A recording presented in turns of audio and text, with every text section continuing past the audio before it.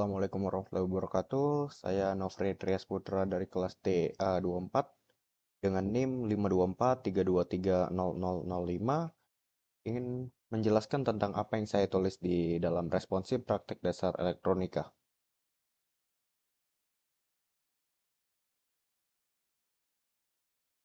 Nah, pada soal pertama, apa sih konsep dasar arus, tegangan, hambatan, dan daya pada kelistrikan? Jadi, tegangan listrik adalah perbedaan potensial elektrik antara dua titik dalam satu rangkaian yang menyebabkan aliran arus elektron. Tegangan listrik terbentuk melalui perbedaan potensial yang diciptakan oleh sumber energi listrik, seperti generator atau baterai. Faktor-faktor resistansi juga mempengaruhi besar kecilnya tegangan yang dihasilkan. Lalu, arus listrik adalah pergerakan muatan listrik melalui titik atau komponen tertentu. Aliran inilah yang menciptakan daya listrik. Satuan internasional untuk arus listrik adalah ampere, dan satuan internasional untuk tegangan listrik adalah volt. Nah, lanjut, di sini ada daya listrik, yaitu jumlah energi yang diserap atau dihasilkan dalam sebuah rangkaian. Sumber energi seperti tegangan listrik akan menghasilkan daya listrik, sedangkan beban terhubung dengannya akan menyerap daya listrik tersebut. Dengan kata lain, daya listrik adalah tingkat konsumsi energi dalam sebuah sirkuit atau rangkaian. Nah, jelaskan soal yang kedua adalah jelaskan perbedaan antara sumber tegangan dan sumber arus pada rangkaian. Nah, berbeda. Sumber arus dan tegangan memiliki fungsi karakteristik yang berbeda. Berikut ini adalah perbedaannya. Jadi, sumber tegangan adalah komponen yang menyediakan tegangan yang stabil atau tetap ke rangkaian, terlepas dari besarnya arus yang mengalir. Sedangkan sumber arus adalah komponen yang menyediakan arus yang stabil ke rangkaian tanpa terpengaruh oleh tegangan yang dibutuhkan. Soal yang ketiga adalah jelaskan apa itu komponen aktif, pasif, serta berikanlah contohnya. Komponen aktif adalah komponen elektronik yang memerlukan arus eksternal atau arus yang berasal dari luar untuk dapat beroperasi. Contoh komponen aktif itu ada dioda, yaitu komponen yang berfungsi untuk menghantarkan arus listrik ke suatu arah dan menghambat arus listrik dari arah sebaliknya, atau bisa disebut sebagai penyara arus. Nah, yang kedua itu ada transistor, yaitu komponen aktif yang dipakai sebagai gerbang logika dari arus listrik, sehingga arus dapat ditahan dan dilepas tergantung dengan kutub tegangan yang ada di gerbang logika tersebut. Komponen pasif adalah komponen yang tidak membutuhkan arus listrik eksternal atau arus listrik yang dari luar untuk beroperasi karena komponen ini hanya dapat menyimpan dan menyerap energi dan juga melepaskan daya listrik. Contoh komponennya itu resistor yang berfungsi menghambat dan membagi arus, kapasitor yang berfungsi untuk menyimpan tegangan dalam interval waktu tertentu dan juga bisa menjadi filter dalam rangkaian, lalu induktor berfungsi menghasilkan medan magnet saat dialiri oleh arus listrik. Nah, soal yang keempat itu tuliskan jenis-jenis dioda beserta fungsinya dan juga jelaskan karakteristiknya. Dioda Zener itu ada namanya dioda Zener, yaitu dioda yang dirancang khusus untuk beroperasi di rangkaian reverse bias atau bias balik. Pada saat forward bias atau bias maju, dioda Zener dapat menghantarkan arus listrik seperti dioda normal pada umumnya. Lalu yang kedua adalah dioda LED, yaitu adalah jenis dioda yang dapat memancarkan cahaya monokromatik ketika diberikan tegangan maju atau forward bias. Lalu ada dioda normal atau dioda PN junction, macam dioda yang sering ditemui pada rangkaian elektronika adalah dioda normal.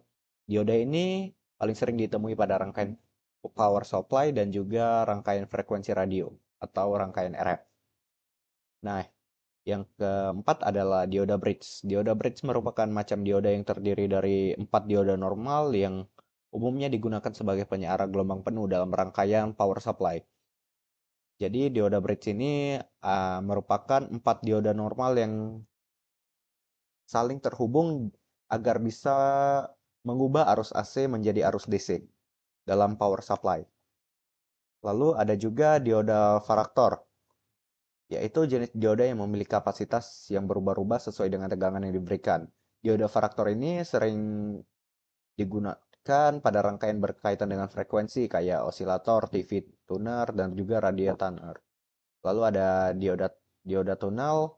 Dioda tunnel adalah macam dioda yang mampu beroperasi dengan kecepatan yang sangat tinggi dan dapat berfungsi dengan baik pada gelombang mikro atau microwave. Dioda tunnel ini biasanya digunakan di rangkaian pendeteksi frekuensi dan juga konverter. Lalu tuliskan jenis-jenis dioda. Ini melanjutkan soal yang tadi, karakteristik dioda dan cara kerjanya. Untuk memahami bagaimana cara kerja dioda pada rangkaian elektronik, kita dapat meninjau dua kondisi seperti berikut, yaitu ketika dioda diberi tegangan nol dan juga diberi tegangan positif. Ketika diberi tegangan nol, dioda itu tidak ada medan listrik yang menarik elektron dari katoda. Elektron yang mengalami pemanasan pada katoda hanya mampu melompat atau bergerak sampai posisi yang tidak begitu jauh dari katoda dan membentuk muatan ruang atau space charge. Tidak mampunya elektron melompat menuju katoda disebabkan karena energi yang diberikan pada elektron melalui pemanasan oleh heater belum cukup untuk menggerakkan elektron sampai menjangkau plate pada dioda. Lalu ketika dioda diberi tegangan positif. Ketika dioda diberi tegangan positif, maka potensial positif yang ada pada plate akan menarik elektron yang baru saja terlepas dari katoda oleh karena emisi termionik.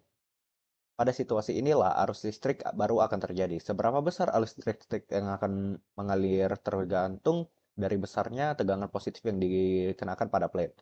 Semakin besar tegangan plate, maka akan semakin besar arus listrik yang akan mengalir. Oleh karena itu, sifat dioda seperti ini hanya dapat mengalirkan arus listrik pada situasi tegangan tertentu saja. Maka dioda akan digunakan sebagai penyara arus listrik atau rectifier. Pada kenyataannya memang banyak dioda yang digunakan sebagai penyara tegangan AC menjadi tegangan DC pada rangkaian elektronika.